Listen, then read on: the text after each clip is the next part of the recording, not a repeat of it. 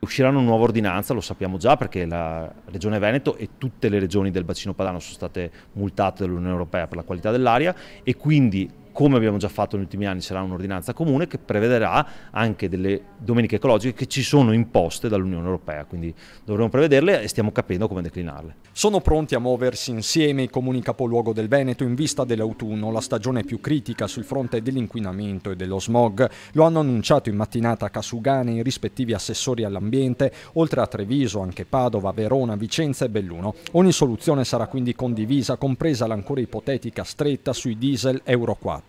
Le classi di rischio saranno più restrittive, stiamo capendo quali saranno poi tutte le situazioni particolari, perché sappiamo che ci sono delle esenzioni e stiamo valutando appunto questo. Nulla da preoccuparsi, perché comunque studieremo un protocollo che tenga conto anche delle esigenze dei cittadini. In attesa di definire le regole per l'autunno, gli assessorati all'ambiente hanno lanciato i loghi che saranno utilizzati nelle campagne informative e di sensibilizzazione rivolte ai cittadini da qui ai prossimi mesi. Ecco quindi il logo del protocollo aria, che vede Treviso capoluogo capofila, e dell'iniziativa Attenti alle porte, ideati da Maddalena Cettolin, laureata in scienze dell'ambiente e vincitrice di un concorso di idee sostenuto anche da Unioncamere del Veneto. Noi dobbiamo agire, dobbiamo fare qualcosa per l'ambiente.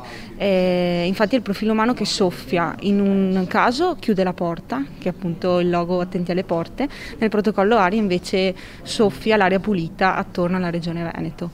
In particolare il logo Attenti alle porte lancia un messaggio chiaro e semplice. La stessa Unioncamere lo porterà nelle attività produttive e commerciali. L'iniziativa è quella di chiudere le porte, che non costa nulla, non cambia nulla, ma l'ambiente invece fa molto bene questo, a livello di risparmio energetico è molto importante.